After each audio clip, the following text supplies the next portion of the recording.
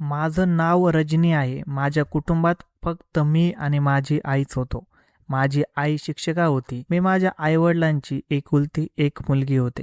माझे वडील अनेक वर्षांपूर्वीच वारले होते. माझ्या आईचा शाळेतला पगार चांगला होता आणि त्यातून आमच्या घराचा खर्च भागायचा. याशिवाय ती घरी शिकवणी वर्गही घ्यायची. मी त्या काळात शिकत होते, त्यामुळे माझ्या आईने घरकामासाठी एक मुलगी ठेवली होती. ती मुलगी निधी खूप सुंदर होती आणि घरातील सर्व कामं करायची. माझ्या आईला घरकामासाठी वेळ नव्हता आणि मला माझ्या आईने खूप लाडात वाढवलं होतं.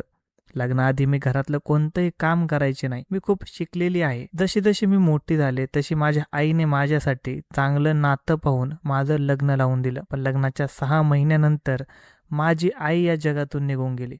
माझं लग्न चांगल्या कुटुंबात झालं होतं. माझ्या नवऱ्याची नोकरी चांगली होती. पण काही काळानंतर घरात अडचणी येऊ लागल्या. आमच्या घरची परिस्थिती खूपच खराब झाली. आम्ही एका छोट्याशा घरात राहायचो. एके दिवशी माझा नवरा कामावरून परत आला आणि मला म्हणाला की तुला ती मुलगी आठवते का, जी तुझ्या आपल्या लग्नात खूप नाचली होती. ती सुंदर मुलगी जी आपल्या घरी काम करायची. तिचे लांब लांब केस होते. मी म्हणाले की हो, तू निधीचा उल्लेख करतोय ना, जी आपल्या घरी काम करायची. ती तर माझी खूप चांगली मैत्रीण होती. माझा नवरा म्हणाला, हो तीच. आज मी तुझ्या मैत्रिणीला एका मोठ्या गाडीत बसलेलं पाहिलं. हे ऐकून मी थक्क झाले, कारण ती तर आमच्या घरी नोकरानी म्हणून काम करायची. माझ्या आईची घरची परिस्थिती माझ्या घरापेक्षाही चांगली होती. माझी आई शिक्षिका होती आणि त्यांना चांगला पगार मिळायचा. निधी आमच्या घरी भांडी घासायला यायची. ती खूपच सुंदर होती. मी माझ्या नवऱ्याला म्हणाले की निधीचा आणि गाडीशी काय संबंध? ती तर आमच्या घरी नोकरानी म्हणून राहायची. आजकाल महागाई इतकी आहे आणि तू म्हणतोयस ती मोठ्या गाडीत बसलेली होती. माझा नवरा म्हणाला की हो, मी खरं सांगतोय. मी तिला मोठ्या गाडीत बसलेलं पाहिलं, म्हणूनच तुला सांगतोय. मी त्यांचं बोलणं ऐकून चक्क झाले.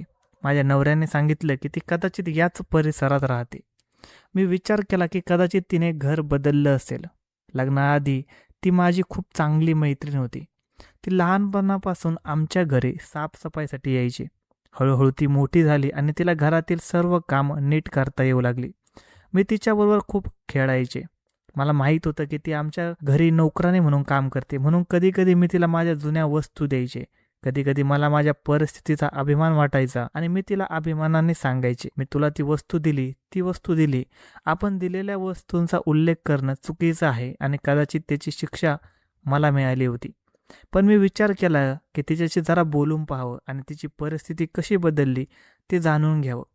जेव्हा मी तिच्या परिसरात गेले आणि निधीचं घर कोणतं आहे असे विचारलं, तेव्हा लोकांनी मला सांगितलं की ती निधी जी लोकांच्या घरी काम करते. हे ऐकून मी खूप आश्चर्यचकित झाले. जर ती मोठ्या गाडीत फिरते तर ती अजूनही लोकांच्या घरी काम का करते?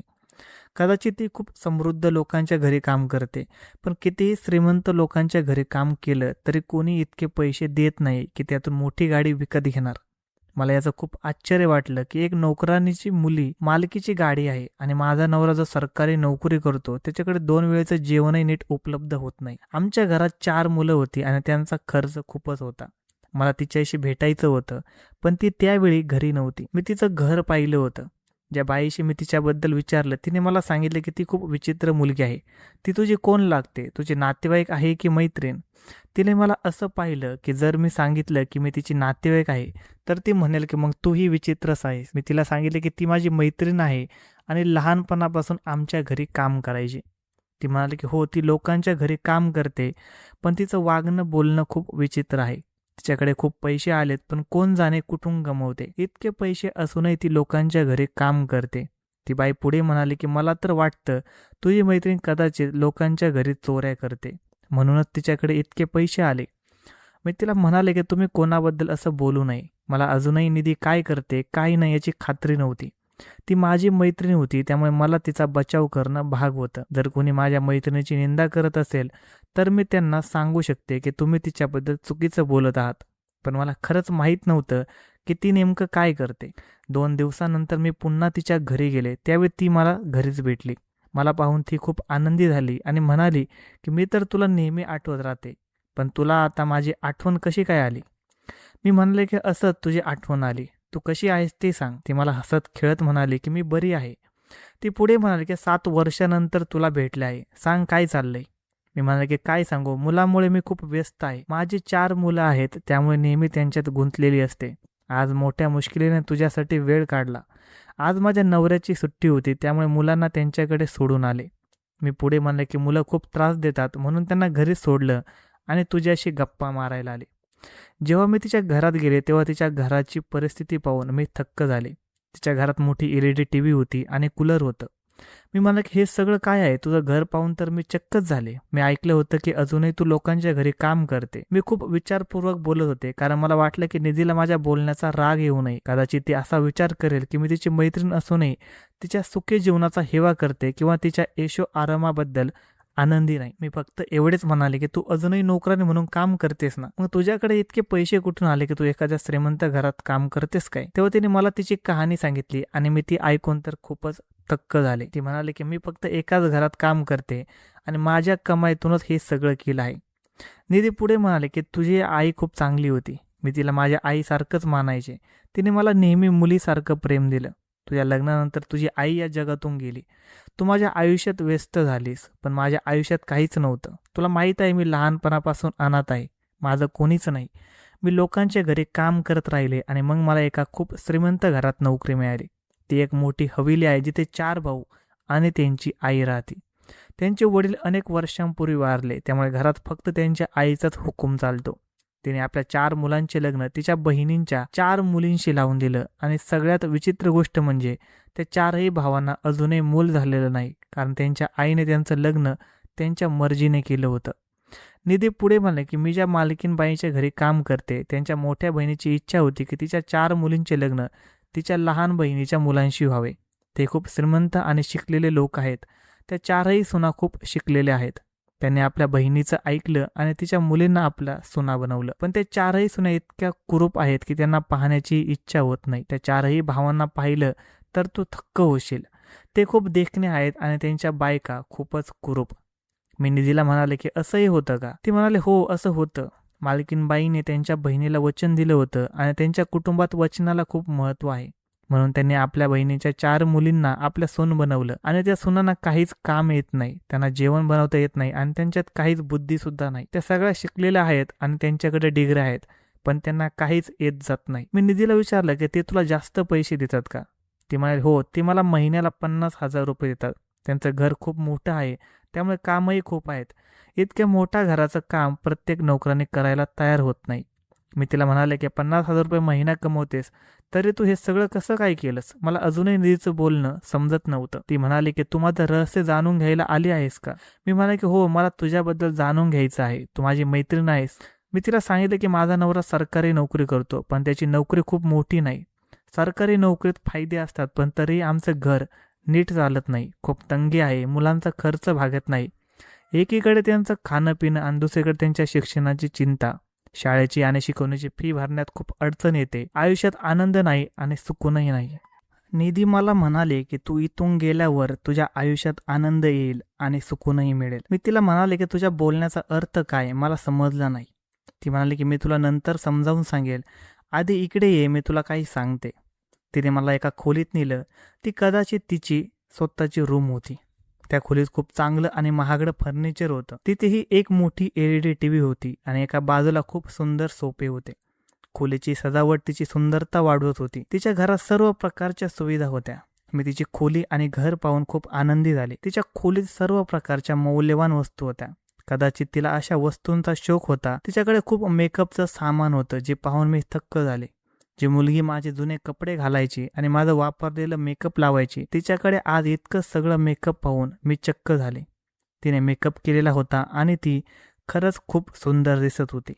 माझ्या लग्नाला 7 वर्षे झाली आणि माझी 4 मुलं झाली. तिला 7 वर्षानंतर पहिल्यावरही ती अगदी तशीच दिसत होती जशी ती पूर्वी होती.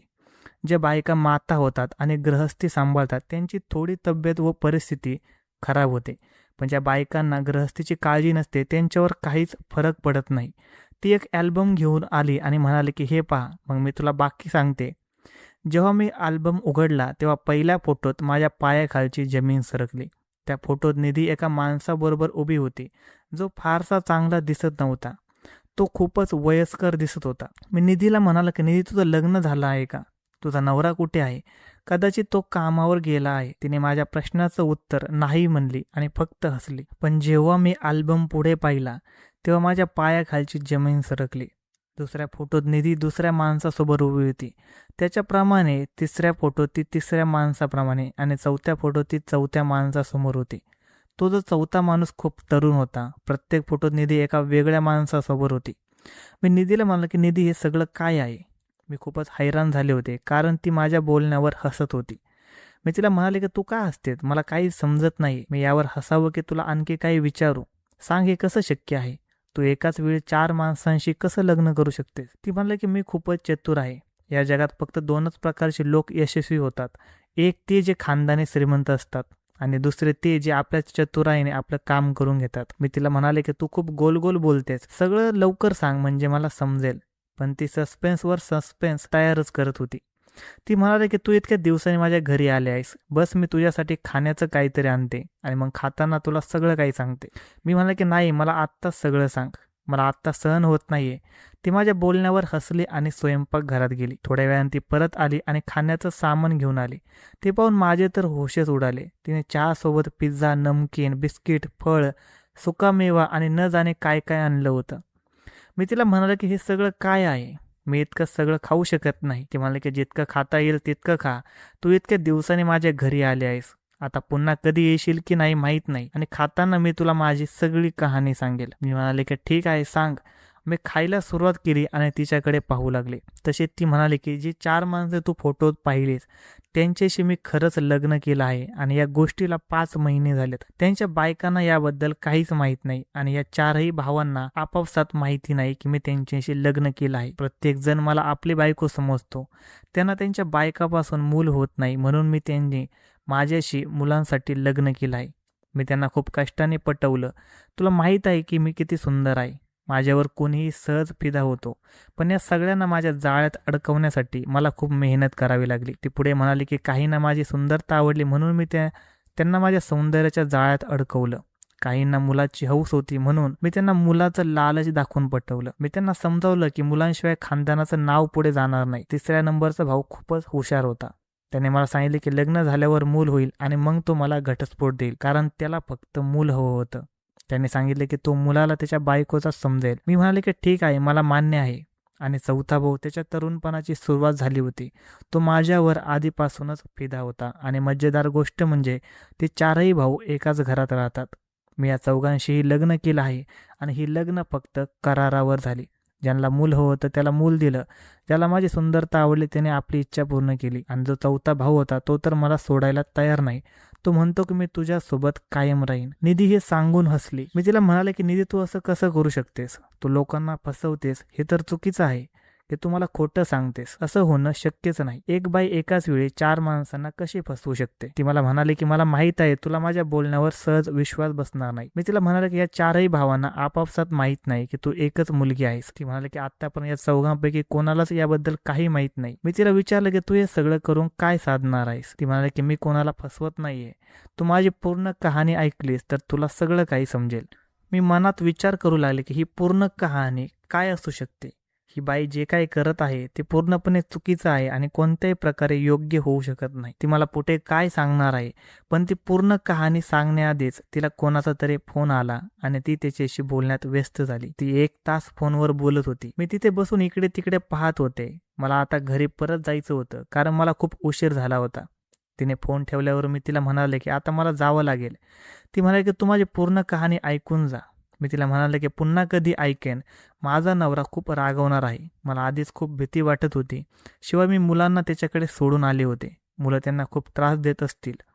मी पुन्हा येईन. निधी मला म्हणाले की चल, तेव्हा तू पुन्हा येशील तेव्हा तुला सगळ्या समस्या सुटतील. मी तिला म्हणाले की तुझ्या याचा अर्थ काय? जर तुम्हाला आशीर्वाद देत असशील तर मनापासून दे आणि मला माफ कर, मी तुझ्याशी खूप चुकीचं वागले. निधी म्हणाले की नाही, मला तुझ्याकडून काहीच त्रास नाहीये. मी तुला माफ केला आहे आणि आता तुझं आयुष्य अजिबात वाईट वाहणार नाही. सगळं काही ठीक होईल. तिचं हे बोलणं ऐकून मी तिला मिठी मारली आणि निरोप घेऊन घरी आले. घरी गेल्यावर मी माझ्या नवऱ्याला सगळं सांगितलं आणि हीच माझी सर्वात मोठी चूक ठरली. मला माझ्या नवऱ्याला हे सांगायला नको होतं. त्याने ऐकताच माझ्यावर खूप ओरडला आणि म्हणाला की तुझी मैत्रीण अशी आहे तर तू आता तिच्या घरी पुन्हा कधीच जाणार नाही. काय माहीत उद्या काय चुकीचं झालं तर तिच्यासोबत तुला सुद्धा पकडतील. जगात अशाही बायका असतात. तो पुढे म्हणाला की मी तर म्हणतो तू त्या भावांच्या आईंना सांगून टाक की एक मुलगी तुझ्या 4ही मुलांना आपल्या जाळ्यात अडकवत आहे. माझा नवरा खूपच रागवला होता आणि त्यालाही मला खूप काही सुनावलं. माझ्या आईने मला सांगितले होते की तुझ्या नवऱ्याला कधीही आपल्या माणसाबद्दल सांगू नकोस. सत्य समजल्यानंतर तू त्यांना माफ करशील, पण तुझा नवरा तुला कधीच माफ करणार नाही आणि नेहमी तुला त्या माणसांचे टोमणे मारत राहील. आज मला माझ्या आईचं ते बोलणं आठवलं. मला माझ्या नवऱ्याला याबद्दल अजिबात सांगायला नको होतं. प्रकरण मिटवण्यासाठी मी माझ्या नवऱ्याला म्हणाले की नाही, आपल्याला काय गरज आहे की आपण तिची गोष्ट तिथे जाऊन सांगावी. मी आता पुन्हा कधी तिच्या घरी जाणार नाही. माझा नवरा म्हणाला की हो ठीक आहे, फक्त आपलं घर, सायली बाळ आणि आपल्या मुलांना सांभाळ. मी माझ्या नवऱ्याला काहीच बोलले नाही, पण मनात विचार करत होते की मला निधीच्या घरी पुन्हा जायला हवं. मला तिच्या घरी पुन्हा जायचं होतं, कारण मी अजून निधीची पूर्ण गोष्ट ऐकली नव्हती. मला तिच्याबद्दल सगळी माहिती जाणून घ्यायची होती. तिने मला सांगितलं होतं की जेव्हा तू इथून जाशील तेव्हा तुझ्या सगळ्या समस्या सुटतील. मला काय माहिती अशी कोणती गोष्ट होती की ज्यामुळे माझ्या समस्या सुटणार होत्या. म्हणून मी खात्रीने निधीच्या घरी पुन्हा जायचं ठरवलं. पण मला आता तिच्या घरी जायला वेळ मिळत नव्हता, कारण याआधी मी मुलांना माझ्या नवऱ्याकडे सोडून गेले होते. आता मला मुलांना सोबत घेऊन जावं लागलं असतं. त्यामुळे माझ्यासाठी तिच्या घरी जाणं खूपच कठीण झालं होतं. पण मी हिंमत करून मुलांना घेऊन निधीच्या घरी गेले. मुलांमुळे मी अर्ध्या रस्त्याचं थकले होते. ते मला खूप त्रास देत होते. माझी मुलं खूप चंचल होती. कधी दुकानात काहीतरी पाहून मागायची. एकाचा हात धरला तर दुसरा पळायचं. ती बिचारी काय करणार, त्यांना भूक लागली होती. घरी जेवणाव्यतिरिक्त त्यांच्यासाठी काहीच नव्हतं. म्हणून बाहेरच्या गोष्टी पाहून ती मला ते घेण्याचा हट्ट करायचे आणि मी त्या गोष्टी घेऊ शकत नव्हते. मुलं कधी ज्यूस, कधी बिस्किट यासाठी हट्ट करायची. पण आमचा खर्च 2 वेळच्या जेवणासाठी कसा बसा भागायचा. कसं तरी करून मी तिच्या घरी पोहोचले. जेव्हा मी तिच्या दारापाशी पोहोचले तेव्हा तिच्या शेजारी राहणारी एक बाई मला म्हणाली की निधी तर घरीच नाही, ती कुठेतरी निघून गेली आहे आणि तिचं थोडं सामानही घेऊन गेली. त्या बाईचं बोलणं ऐकून मला निधीवर खूप राग आला, कारण मी मोठ्या कष्टाने तिच्या घरी पोहोचले होते आणि ती मला तिथे भेटलीच नाही. मी तिथून निघाले तेव्हा त्या बाईने मला हाक मारली आणि म्हणाली की तुझं नाव रजनी आहे ना? मी म्हणाले की हो, मी रजनीच आहे. ती बाई मला म्हणाली की निधीने तुझ्यासाठी एक पत्र ठेवलं आहे आणि मला सांगितलं होतं की एक रजनी नावाची मुलगी मला भेटायला येईल, त्याला हे पत्र द्या. मी त्या बाईच्या हातातून ते पत्र घेतलं. त्यात काहीतरी लिहिलं होतं. मी घरी गेले आणि जेव्हा मी ते पत्र उघडलं तेव्हा त्यात तिचा मोबाईल नंबर लिहिलेला होता आणि दुसरं काही लिहिलेलं नव्हतं. मग मी त्या नंबरवर फोन केला. फोन उचलतात निधी बोलत होती. मी निधीला म्हणाले की मी रजनी बोलते. ती म्हणाली की मी गेल्या आठवड्यापासून तुझ्या फोनची वाट पाहत होते. हे पत्र मी तुझ्यासाठी आठवड्यापूर्वी ठेवलं होतं, कारण मला माहीत होतं की तू मला भेटायला नक्की येशील. पण तू मला खूप उशिरा फोन केलास. मी म्हणाले की यार, मला यायला वेळच मिळाला नाही. तुला माहित आहे ना, माझं मुलं मला किती त्रास देतात. आणि सांग, तू कुठे गेली आहेस? निधी मला म्हणाले की मी तिथेच गेले आहे जिथे मला जायचं होतं. मी आता कधीच परत येणार नाही. ती पुढे म्हणाले की पण तू माझ्या घरी जा आणि तिथे गेटवर एक छोटी खिडकी आहे, ती उघड. त्यात माझ्या घराची किल्ली ठेवली आहे. ते घर आणि त्यातलं सगळं सामान आता तुझं झालं आहे. हे ऐकून मी थक्क झाले. मी तिला म्हणाले की तू हे काय बोलत आहेस? कसल्या वेडेपणाच्या गोष्टी करत आहेस? निधी म्हणाले की तू माझी एकुलती एक मैत्रीण आहेस. तुला माहीत आहे, तुझ्याशिवाय मी कधी कोणाशी मैत्री केली नाही. आपलं लहानपण एकत्र गेलं, आपण एकत्र मोठे झालो. माझं लहानपणापासून कोणीच नव्हतं. मी फक्त तुला माझी बहीण आणि तुझ्या आईला माझी आई म्हणायचे. तू तर माझं कुटुंब आहेस, म्हणून मी तुझ्यासाठी हे सगळं करत आहे. आता मी तिथे राहू शकत नाही. मी तिला म्हणाले की तू मला काही चेष्टा करत आहेस का? ती म्हणाली की आता तू तुझ्या आयुष्यात सुखी राहा. असं म्हणून तिने फोन कट केला. जेव्हा माझा नवरा घरी आला तेव्हा मी त्याला हे सगळं सांगितलं. आधी तो मला खूप ओरडला, कारण मी त्याच्या नकारानंतरही तिच्या घरी गेले होते. तो म्हणाला की तुझी मैत्रीण अशी आहे तर तू आता तिच्या घरी पुन्हा कधीच जाणार नाहीस. काय माहित उद्या काही चुकीचं झालं तर तिच्यासोबत तुलाही पकडतील. जगात अशाही बायका असतात. तो पुढे म्हणाला की मी तर म्हणतो तू त्या 4ही भावांच्या आईना सांगून टाक. ती मुलगी माझ्या 4ही मुलांना आपल्या जाळ्यात अडकवत आहे. माझा नवरा खूप रागवला होता आणि त्याने मला खरंच खूप काही सुनावलं होतं. माझ्या आईने मला सांगितलं होतं. माझा नवरा मला म्हणाला की तुझी मैत्रीण तुला वेडं बनवत आहे आणि तुला फसवण्याचा प्रयत्न करत आहे, जेणेकरून त्या लोकांना ज्यांना ती फसवत होती ते तुला आणि तुझ्या मुलांना पकडतील आणि मलाही तुरुंगात पाठवतील. तिच्या या वेडेपणाच्या गोष्टी ऐकण्यासाठी तयार होऊ नकोस. अशा लोकांवर विश्वास ठेवायचा नाही. कोणी कोणासाठी इतकं करत नाही की आपलं एवढं मोठं आणि वैभवशाली घर कोणाला मोफत देईल. आणि आता कान उघडून ऐक, तू तुझ्या मैत्रिणीच्या घरी गेली आहेस, पण आता पुन्हा तिच्या घरी जाऊ नकोस. मी तुला आता तिच्या घरी जाऊ देणार नाही. माझ्या नवऱ्याने मला सक्त मनाई केली होती, पण मी यावेळी पुन्हा तिच्या घरी जायचं ठरवलं, कारण माझं मन सांगत होतं की माझ्यासोबत काहीतरी चांगलं होणार आहे. यावेळी मला माझ्या नवऱ्यापेक्षा अधिक खंबीरपणे तिथे जायचं होतं, कारण त्याने मला सक्त मनाई केली होती. पण तरीही माझा नवरा घराबाहेर पडताच मी मुलांना घेऊन निधीच्या घरी गेले. जेव्हा मी तिच्या घरी गेले आणि तिने फोनवर सांगितलेली गेटची खिडकी उघडली, तेव्हा तिथे खरंच किल्ली होती. त्या किल्लीने मी घराचा दरवाजा उघडला. घरातलं सगळं सामान तसंच होतं, फक्त निधीचं वैयक्तिक सामान जसे कपडे, जोडे वगैरे नव्हतं. बाकी टीव्ही, बेड सगळं तसंच होतं. थोड्या वेळाने जेव्हा मी शयनकक्षात गेले तेव्हा तिथेही सगळं सामान होतं. निधीने मला फोनवर सांगितलं होतं की हे घर आता तुझं आहे आणि माझ्याकडे घराची किल्ली होती. शेजारच्या लोकांना तर माहीत होतं की ती तिथून निघून गेली होती. तेव्हा मला वाटलं की मला यावेळी माझ्या नवऱ्याला इथे बोलवायला हवं. मी माझ्या नवऱ्याला फोन करून बोलावलं आणि पुन्हा त्या नंबरवर निधीला फोन लावला. मी निधीला म्हणाले की तू हे सगळं माझ्यासाठी का केलंस. तिने जे सांगितलं ते ऐकून माझे तर होशच उडाले. मी थक्क झाले. ती म्हणाली की हे घर आता तुझं झालं आहे आणि हे खरं आहे. माझ्या डोळ्यात आनंदाश्रू आले. मला काय माहीत हे सगळं माझ्यासोबत कसं घडलं. माझ्या नवऱ्याने चौकशी केली तेव्हा कळलं की जे लोक या घरात राहायचे ते आपलं घर विकून इथून निघून गेले आणि हे घर त्यांचंच होतं आणि आता हे घर माझं झालं होतं.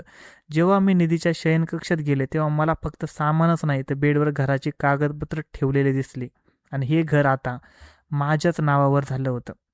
माझा नवरा इतका थक्क झाला की त्याची तर बोलतीच बंद झाली. त्याने निधीला खूप वाईट म्हटलं होतं आणि तिच्या विरुद्ध खूप काही बोलला होता. त्याने सांगितलं होतं की ही तुझी मैत्रीण तुला एक दिवस फसवेल. ती खूप वाईट मुलगी आहे. पण आता माझ्या नवऱ्याचं डोकं लाजेने खाली झालं होतं आणि माझ्या डोळ्यात आनंदाश्रू होते. आमच्या घरात बेडशिवाय काहीच नव्हतं, पण इथे मला जगायला सगळं काही मिळालं होतं. निधीने मला फोनवर सांगितलं की मी आता तुझ्याशी पुन्हा फोनवर बोलू शकणार नाही, कारण मी माझा नंबर बंद करणार आहे आणि आता मी तुझ्याशी शेवटचं बोलते. तिने मला सगळं सत्य सांगितलं. ती म्हणाली की मी त्या 4ही भावांशी लग्न केलं नव्हतं, तर मी त्यांना फसवून ते फोटो काढले होते. मी त्या फोटोसाठी खूप मेहनत केली होती आणि ते सगळं खोटं होतं. तुझ्या आईच्या निधनानंतर मी खूप एकटी पडले होते. माझं आयुष्य कसं जगावं मला कोणताही आधार नव्हता. तू तुझ्या घरात व्यस्त झालीस. मी कुठेही नोकरीला जायचे. तिथे लोक माझ्याकडे वाईट नजरेने पाहायचे. तुला माहीत आहे मी माझ्या तरुणपणात कधीच चुकीचं काम केलं नव्हतं. मला माझा सार्थ सन्मान खूप प्रिय होता. पण जिथे मी काम करायला जायचे तिथले पुरुष मला राक्षसासारखे पाहिजे. मला खूप भीती वाटायची. कोणी माझ्याशी लग्न करायला तयार नव्हतं, कारण मला स्वतःचं कोणतंही अस्तित्व नव्हतं. मला कोणताही आधार नव्हता. मी खूप सुंदर होते, पण मी कधीच माझ्या सौंदर्याचा गैरफायदा घेतला नव्हता. मला सन्मानाने पैसे कमवायचे होते, पण माझ्यात कोणतंही कौशल्य नव्हतं. म्हणून मला चांगली नोकरी मिळू शकली नाही आणि मी शिकलेही नव्हते. मी फक्त नोकरानी म्हणून काम करायला लायक होते. माझ्या नशिबाने मी खूप त्रस्त झाले होते. लोकांच्या वाईट नजरांपासून बचाव करून करून मी थकले होते. जेव्हा लोक माझ्यावर आणि माझ्या सौंदर्यावर वाईट नजर टाकायचे तेव्हा मी ठरवले की आता मी माझ्या सौंदर्याचाच उपयोग करून माझं भविष्य घडवेन. ती पुढे म्हणाली की तुला माहीत नाही रजनी, माझं आयुष्य किती काट्यामधून गेलं आहे. एके दिवशी मी एका कुटुंबात काम करायला गेले, ज्याबद्दल मी तुला सांगितलं होतं. त्या घरात 4 भाऊ होते. ते खूप श्रीमंत होते. मी ते 4ही भावांना वेगवेगळ्या प्रकारे फसवलं आणि त्यांना प्रेमाच्या खोट्या वचनाने बांधलं. कोणी मला माझ्या सौंदर्यासाठी स्वीकारलं, कोणी मला मुलाच्या लाचाराने स्वीकारलं, तर कोणी मला फक्त वेळ घालवण्यासाठी स्वीकारलं. फक्त कोणी मला मनापासून स्वीकारायचं नव्हतं. मी त्यांना खोट्या बोलण्यात फसवलं आणि प्रेमाच्या जाळ्यात अडकून त्यांच्यासोबत ते खोटे फोटो काढले. मग मी त्या फोटोचा उपयोग करून त्यांना धमकवायला सुरुवात केली. माझ्याकडे त्यांच्या आवाजाच्या रेकॉर्डिंगही होत्या, ज्यात ते मला प्रिय जानू आणि न जाणे काय काय म्हणायचे. मग मी त्यांच्याकडून खूप पैसे मागायला सुरुवात केली. मी त्या 4ही भावाकडून 1 कोटी रुपये मागितले. ते सगळं आपल्या बायकांना खूप घाबरायचे. त्यांना नको होतं की मी त्यांचं सत्य त्यांच्या बायकोसमोर आणावं. म्हणून भीतीपोटी त्यांनी माझी मागणी पूर्ण करायला सुरुवात केली. माझ्या चतुराईने मी माझं सुखी आयुष्य सुरू केलं. ते 4ही भाऊ माझ्यासमोर हात जोडायचे आणि म्हणायचे की तू आमच्याकडून कितीही किंमत घे, पण आमचा पाठलाग सोड. मला त्यांच्यासोबत आयुष्यभर राहायचं नव्हतं. मला माझं उद्दिष्ट साध्य करून त्यांना सोडायचं होतं आणि मी तसंच केलं. माझं उद्दिष्ट पूर्ण झालं आहे. माझ्याकडे आता इतके पैसे आहेत की माझ्या गरजा आयुष्यभर सहज पूर्ण होतील. आता मी दुसऱ्या देशात गेले आहे आणि मी कधीच भारतात परत येणार नाही. म्हणून मी सगळं काही तुझ्या नावावर केलं आहे, कारण मला तुझ्या अडचणींची माहिती होती. तू माझी एकुलती एक मैत्रीण आहे जिला मी हे सगळं देऊ शकते. मी इच्छिलं असतं तर हे सगळं विकून पैसे घेऊन इथून जाऊ शकले असते, पण मला तुझ्या अडचणीची जाणीव होती. मला नको होते की जसं माझं आयुष्य गेलं तसं तुझंही जावं. माझ्याकडे तुझी मुलं आहेत, तुझा नवरा आहेत, तो तुझा आधार बनू शकतो, पण माझ्याकडे असं काहीच नाही. म्हणून मी तुझं दुःख समजू शकते. आता हे सगळं तुझं आहे. मी ठरवलं की मी इथे एखाद्या सभ्य मुलाशी लग्न करेन आणि माझं पुढचं आयुष्य घालवेन. मला माफ कर रजनी, आता मी तुला माझ्याबद्दल जास्त काही सांगू शकत नाही. मला माझा भूतकाळ विसरायचा आहे. माझ्याकडे आता इतके पैसे आहेत की चांगली नाती आपोआप माझ्याकडे येतील आणि कदाचित या पैशामुळे माझं आयुष्य सुलभ होईल आणि आता तू तुझ्या आयुष्यात सुखी राहा. हे सगळं तुझं आणि तुझ्या मुलांचं आहे. निधीची ही संपूर्ण कहाणी ऐकून मी थक्क झाले. मी तिच्या बुद्धीची दाद दिली. खरं तर तिने जे काही केलं ते चुकीचं होतं, पण मला वाटतं की तिने अगदी बरोबर केलं. कारण आजकालच्या जगात जगण्यासाठी फक्त पैशांची गरज आहे. ती तरुण मुलगी होती. ती कोणाच्या आधाराने आयुष्य जगली असती? जर तिने हे सगळं केलं नसतं तर काय केलं असतं? तिने आपली बुद्धी वापरली आणि ज्यांच्यासोबत हे सगळं काही घडलं त्यांच्यासोबत असंच व्हायला हवं होतं. तेही तिच्या सौंदर्यावर वेडे झाले होते, कारण ते आपल्या बायकांना फसवत होते आणि त्यांच्या पाठीमागे गैरप्रकार करत होते. मी तर अशा पुरुषांच्या विरोधात आहे जे आपल्या बायका असताना दुसऱ्या मुलीवर नजर ठेवतात. म्हणून निधीने त्यांच्यासोबत जे काही केलं ते अगदी बरोबर केलं आणि आपलं आयुष्य सावरलं. आता ती खूप दूर गेली आहे. तिने मला सांगितलंय की ती आता माझ्याशी कधीच बोलणार नाही. मला भीती वाटते की जर कोणाला निधीच्या गोष्टीबद्दल कळलं तर ते काही करणार तर नाहीत, कारण त्यांनाही निधीपासून सुटका हवी होती. आणि शिवाय जर त्याने निधीच्या गोष्टी सांगितल्या तर त्यांचीच बदनामी होईल, म्हणून ते हुशारीने गप्प बसतील. मी नेहमी निधीच्या सुखी आयुष्यासाठी प्रार्थना करते. शेवटी ती माझी खूप चांगली मैत्रीण ठरली आणि तिने आपल्या सुखाच्या जोडीत मला सुख दिलं. एका क्षणात माझं आयुष्य बदललं. मी स्वप्नातही विचार करू शकत नव्हते की माझं आयुष्य असं बदलेल. एका अशा व्यक्तीने माझी मदत केली जिच्याबद्दल मी कधीच विचार केला नव्हता की ती कोणाची मदत करू शकेल. मी तिच्यासोबत लहानपणी चांगली वागले नव्हते याचा विचार करून मला खूप लाज वाटत होती. मला तिच्याकडे माफही देखील मागायची होती, कारण आता ती आपलं आयुष्य चांगलं जगत आहे. आता माझ्या आयुष्यात सगळं काही ठीक झालं आहे आणि मी पूर्णपणे सुखी आहे. आमच्याकडे आता स्वतःचं घर आहे, घराचं सामान आहे. माझ्या नवऱ्याच्या पगारात घराचा सर्व खर्च चांगला भागतो आणि माझ्या आयुष्यात आता सगळं काही ठीक झालं आहे. तर मित्रांनो, या कथेबद्दल तुमचं काय मत आहे कमेंट करून नक्की सांगा. मित्रांनो, तुम्हाला आमची रंजक कथा कशी वाटली आम्हाला कमेंट बॉक्समध्ये नक्की सांगा. जर तुमच्याकडे अशी एखादी गोड कथा असेल किंवा अशी कथा असेल ज्यातून काही शिकण्यासारखं असेल तर तुम्ही आमच्यासोबत ती नक्की शेअर करा. मित्रांनो, जर तुम्हाला आमचा हा व्हिडिओ आवडला असेल तर हा व्हिडिओ नक्की लाईक करा आणि तुमच्या मित्रांसोबत शेअर करा. आणि जर तुम्ही अजूनही आमच्या चॅनलला सबस्क्राईब केले नसेल तर चॅनलला नक्की सबस्क्राईब करा. धन्यवाद.